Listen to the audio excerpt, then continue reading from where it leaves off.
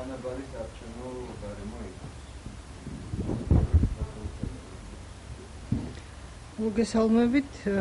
ამ წელში პირველი ბრიფინგია ჩემი და წარმატებულ წელს გესურვებთ ყველას. ყველაზე აქტუალური თემა, ერთ-ერთი ყველაზე აქტუალური თემა, მოკლედ ვეცდები ჩამოვაყალიბო, იმიტომ რომ თემები ჩემის აზრით განსახილველი კიდევ ბევრია. პირველის ყოვლისა ვემხრობი 50%-იან ბარიერს, იმიტომ რომ ეს არჩევნები არის ახალი ხელისუფლებისთვის ლეგიტიმაციის წყარო. რას გულისხმობ მოგახსენებთ, ეს არის პირველი არჩევნები, როდესაც ხელისუფლება გადის თავისი მთავარი კოზირის ბიძინა ივანიშვილის გარეშე და აქედან გამომდინარე ჩვენ პირველად გვეძლევა რეალურად მოსახლეობა საშუალება გავზომოთ დღევანდელი ხელისუფლების რეალური მხარდაჭერა და მეორეს მხრივ ხელისუფლებამ გაზომოს საკუთარი ლეგიტიმაციის ხარისხი, იმიტომ რომ ჩვენ აქამდე პარლამენტის და პრეზიდენტის არჩევნებზე მოსახლეობა ირჩევდა უშუალოდ ბიძინა ივანიშვილს და სწორედ ამიტომ არის საუბარი იმაზე, რომ დღევანდელი ხელისუფლების როგორც საკანონმდებლო შტო, ასევე პრეზიდენტი ძალიან დაბალი ლეგიტიმაციით სარგებლობს. და ამ მხრივ არის ძალიან მნიშვნელოვანი არჩევნები და იმისათვის, რომ მოსახლეობამ მიიღოს მისი განწყობების შესაბამისი შედეგი, აუცილებელია, რომ დაფიქსირდეს 50%-იანი ბარიერი, მით უფრო ეს არჩევნები მოგეხსენებათ პირველია, როდესაც მერებისა და გამგებლების პირდაპირი წესით არჩევა ხდება. გარდა ამისა, ქართული ოცნება, ისევე როგორც ნებისმიერი ხელისუფლება, უნდა შეეჩვიოს საკუთარი დანაპირების შესრულებას და ეს მოთხოვნები, რომელსაც დღეს მას ოპოზიცია უყენებს, მისივე მოთხოვნები იყო, როდესაც ის სარგებლობდა ოპოზიციის სტატუსით. ასევე ვეთანხმები მოთხოვნას ბიომეტრიული სიების შესახებ, ისევე როგორც სასწრაფოდ არის შესაძლებელი საარჩევნო კომისიების დღევანდელი დაკომპლექტების წესი, რადგან უპირატესად ორი პარტიით არის წარმოდგენილი ნაციონალური მოძრაობითა და ქართული ოცნებით, რაც არ გამორიცხავს იმის ალბათობას, რომ ცალკეულ უბნებზე მაინც მოხდეს გარიგება ამ ორი პარტიის საარჩევნო კომისიის წევრებს შორის. რაც შეეხება იმ არგუმენტს, რომ დრო არ აქვს ხელისუფლებას ამდენი ცვლილების განსახილველად, ეს არავისი ბრალი არ არის გარდა ხელისუფლებისა, იმიტომ რომ ის უკვე წელიწად ნახევარზე მეტი არის ხელისუფლებაში და პირველივე დღიდან ერთ-ერთი მთავარი მოთხოვნა, რომელსაც აყენებდა არა მარტო ოპოზიცია, არამედ სამოქალაქო საზოგადოება, მათ შორის მე და ჩემი კოლეგებიც, იყო სასწრაფო წესით საარჩევნო კოდექსში ცვლილებების განხილვა. და ის რომ დღეს ისინი აცხადებენ, რომ არა აქვთ დრო ამ უმნიშვნელოვანესი ცვლილებების გასატარებლად, ეს ნიშნავს იმას, რომ მათ აწყობდათ ამ დროის გაყვანა და სიტუაციის მოყვანა ფაქტობრივად იმ ფორმაციამდე, თუ იმ ფორმამდე, როდესაც რაღაც 5 თუ 6 თვეა დარჩენილი და საერთაშორისო ორგანიზაციებიც გაკურვებას გამოთქვამენ, როგორ შეიძლება ასეთი მასშტაბის რეფორმის შემდეგ ასეთ მცირე დროში ჩატარდეს ადგილობრივი თვითმმართველობის არჩევნები.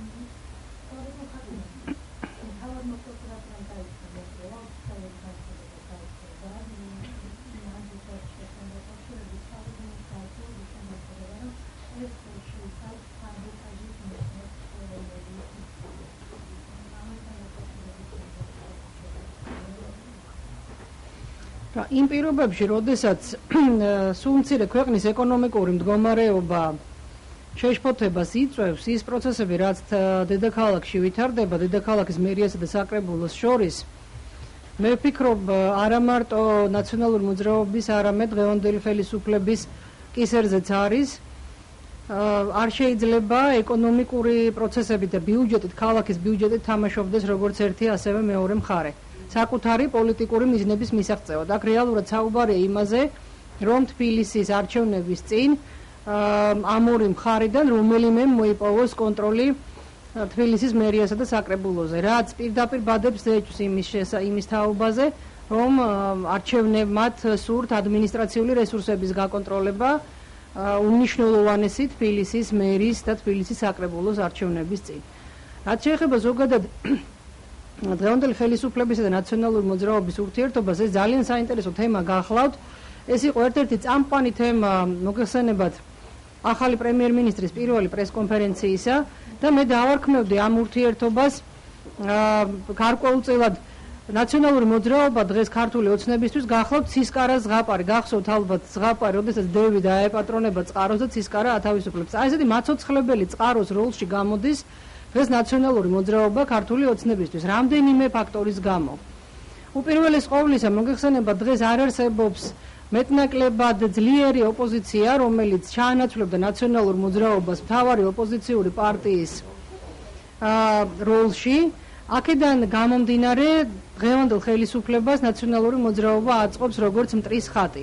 მე შემიძლია სრულად არწმუნებით გითხრათ, რომ სანამ ნაციონალური მოძრაობა იმუშავებს როგორც მტრის ხატი ქართულ პოლიტიკაში, მანამდე დღევანდელი ხელისუფლების, ასე ვთქვათ, ყოფნას, ქართული ოცნების ყოფნას ხელისუფლებაში ბევრი ვერაფერი დაემუქრება. ამიტომ რაოდენ უცნაურიც არ უნდა მოგეჩვენოთ, გამოდის რომ ნაციონალური მოძრაობა როგორც მთავარი ოპოზიციური ძალა და როგორც მტრის ხატი, სწორედ რომ კომფორტის შემქმნელია დღევანდელი ხელისუფლებისთვის.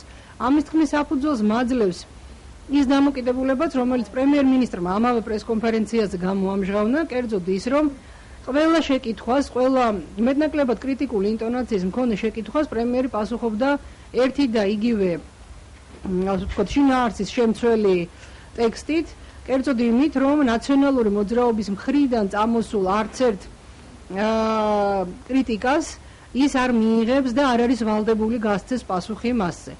დღეს საქართველოში არსებული ყველა პრობლემა, არც ერთი პრობლემა არ შეიძლება იყოს ვინმეს მიერ პრივატიზებული. ვერავინ, ვერც ერთ პარტიას ვერ აუკრძალავს სახელმწიფო სოციალურ, ეკონომიკურ თუ პოლიტიკურ თუ სამხედრო თუ საგარეო სფეროებში არსებულ პრობლემებზე საუბარს. გამოდის რომ სწორედაც რომ კომფორტის შემქმნელია ნაციონალური მოძრაობა, კიდევ ამას ვამტკიცებ დღევანდელი ხელისუფლებისთვის, იმიტომ რომ ნაციონალური მოძრაობა ბუნებრივია გააჟღერებს ყველა თემას, რომელიც დღეს აქტუალურია ქვეყნისთვის. აქედან გამომდინარე, ხელისუფლება იტოვებს უფლებას, რომ არც ერთ აქტუალურ თემაზე, არც ერთ კრიტიკულ ინტონაციაზე პასუხი არ გასცეს. და მესამე ასევე საინტერესოა, რომ რეალურად დღეს სახელმწიფო სტრუქტურებში დასაქმებული საჯარო მოხელეების დიდი ნაწილი ასევე მოდის ნაციონალური მოძრაობის პერიოდიდან და შეიძლება ვთქვათ, რომ საკადრო რესურსის მხრივაც ნაციონალური მოძრაობა არის დღევანდელი ხელისუფლების ერთ-ერთი მთავარი წყარო. თუმცა ერთი რამ, რაც შეიძლება ემუქრებოდეს ქართულ ოცნებას დღეს როგორც სახელისუფლო პარტიას, გახლავთ ის ასევე მოგეხსენებათ იგავი მგელი მოდის და ბოლოს რომ მოვიდა ეს მგელი და მოუმზადებელი დახვდა, ასე ვთქვათ, ამ შიშის შემქმნელი თუ ავტორი. ასე შეიძლება დაემართოს ქართულ ოცნებას.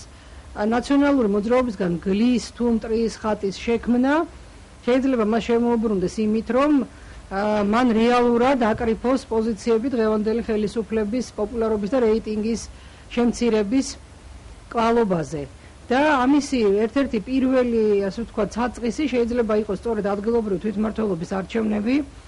მე უბრალოდ მინდა წარმოვიდგინოთ, რამდენად სერიოზული გამარჯვება იქნება ნაციონალური მოძრაობისთვის, თუ ის შეძლებს საქართველოს ყველა რაიონში მეორე ადგილზე გასვლას. ეს ფაქტობრივად ნიშნავს კიდევ ერთხელ დასავლეთის თვალში და არა მხოლოდ საქართველოს ამომრჩევლის თვალშიც ნაციონალური მოძრაობის კანონიზაციას როგორც ძირითადი ოპონენტი პოლიტიკური ძალის. მე უბრალოდ სვამ კითხვას, რომელსაც გარკვეულწილად მე თვითონვე გავეცი პასუხი, შედის თუ არა ეს და რამდენად შედის ეს დღევანდელი ხელისუფლების ინტერესებში. მე ვფიქრობ, რომ შედის. თუმცა რა შედეგით შეიძლება მას ეს მოუბრუნდეს, ეს სრულიად სხვა თემაა და კიდევ ერთი ამჯერად ინიციატივა თბილისში მოგეხსენებათ საპრეზიდენტო არჩევნებზე რამდენად დაბალი იყო გამოცხადება მთელ საქართველოში და ასევე თბილისში და თბილისს აქვს დღეს პოტენციალი იმისა, რომ ერთის მხრივ აირჩიოს ოპოზიციონერი მერი და მეორეს მხრივ აირჩიოს ოპოზიციურად განწყობილი საკრებულო. მაგრამ ამისთვის ალბათ საჭიროა შეიქმნას ძალიან ფორსირებულად საზოგადოებრივი მოძრაობა თუ სამოქალაქო მოძრაობა თბილისის მასშტაბით, რომელსაც ეყოლება თავისი გაცილებით უფრო პოპულარული კანდიდატი მერის პოსტზე და გაცილებით უფრო პოპულარული სია საკრებულოს არჩევნებზე, ვიდრე დღეს არსებულ რომელიმე პარტიას, როგორც სახელისუფლოს, ასევე არასახელისუფლოს. რამდენად იქნება საზოგადოება ამისთვის მზად? ეს უკვე მის პოლიტიკურ სიმწიფეზე მეტყველებს. გეთანხმებით, რა თქმა უნდა, ძალიან კარგი კითხვა. ამის რესურსია საზოგადოებაში არის ოპოზიციური განწყობის თვალსაზრისით. არის გარკვეული ადამიანური რესურსიც, თუ დღეს გაბნეულ პოლიტიკურ, ასე ვთქვათ, საზოგადოებრივად აქტიურ და პოპულარულ სახეებს გავაერთიანებთ, მაგრამ რამდენად არის ამ ადამიანების გაერთიანების პოტენციალი, ეს სხვა თემაა. იმიტომ რომ მოგეხსენებათ, ყველას ძალიან ბევრ მათგანს აქვს სხვადასხვა პოლიტიკური შეხედულება, შეიძლება სხვადასხვა საგარეო პოლიტიკური სიმპათიები თუ პრიორიტეტები, სხვადასხვა მასშტაბის ამბიციები, ამიტომ მე ვფიქრობ, ერთადერთ თუმცა ძალიან მნიშვნელოვანი ბარიერად ამ იდეის განხორციელების გზაზე ამ ეტაპზე ბარიერი გახლავთ სწორედ ეს, რამდენად მოხერხდება ამ ცნობადი სახეების, იმ ადამიანების, ვის მიმართაც მოლოდინი საზოგადოებაში საკმაოდ მაღალია, გაერთიანება ერთ პოლიტიკურ ჭერქვაში.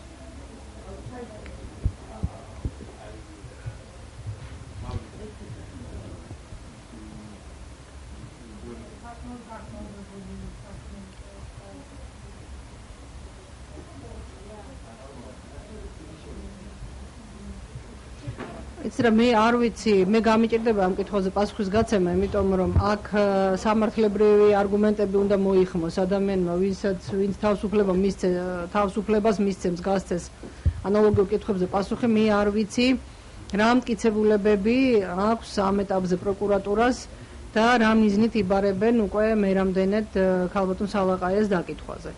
მე უბრალოდ ვისურვებდი, რომ ამას არ ქონდეს, ასე ვთქვათ, პოლიტიკური სურნელი, იქიდან გამომდინარე, რომ მოგეხსენებათ, ეს თემა არის ძალიან აქტუალური და მტკივნეული საზოგადოებისთვის. თუმცა მე მინდა მეორე მხრიდანაც შევხედოთ და გავითავისოთ იმ ადამიანის ტრაგედია, რომელიც დღეს ჩვენ შორის აღარ არის და რომელმაც მე ქალბატონ ირინაზე ვლაპარაკობ და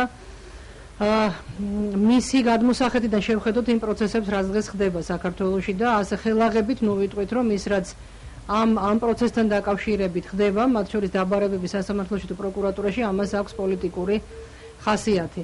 იმიტომ რომ იმ ქალბატონს ჰქონდა თავისი დიდი სიმართლე და ჩვენ ვალდებული ვართ ამ სიმართლეს გავცეთ ასევე სამართლიანი პასუხი. ოღონდ ეს პასუხი უნდა იყოს ისეთი, რომ იმდენ ტრაგედიას, რომელიც დატრიალდა, კიდევ ერთი ტრაგედიით ვიღაცეების უფლების თუ თავისუფლების არასამართლიანად შელახვით არ უპასუხოთ.